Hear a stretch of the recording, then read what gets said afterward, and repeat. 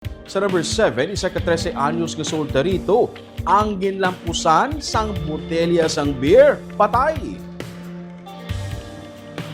Nagapulaw sa haya sang ilatupad balay 13 anyos ka lalaki sang siyang ginlampusan sang hubog na sospek sa ulo gamit ang botelya sang beer sa Barangay Paitan, Escalante City, Martes sang gabi. Gindala ang biktima sa Vicente Agustino District Hospital apang napatay siya pagkasunod nga adlaw. Nagwa sa investigasyon sa PNP nga nagainom-inom na gadaan ng sospek, naging kilala kay alias Toto, 29 anyos. Naglisensya ang sospek nga mangihi kag sa iya pagbalik. May bitbit na ini nga botelya sang beer nga wala sang unod. Ginlampos ang sospek ang botelya sa ulo sang bata nga nagapungko lang. Nalagyo ang sospek apang sa follow-up operation sang PNP. Nadakpan siya sa sitio Nangka, Barangay Hunob-Hunob sa Escalante, Miyerkules nga adlaw. Sunod sa pulis, kaso nga murder, ang ipasaka batok sa sospek nga masami nagamaoy kung makainom.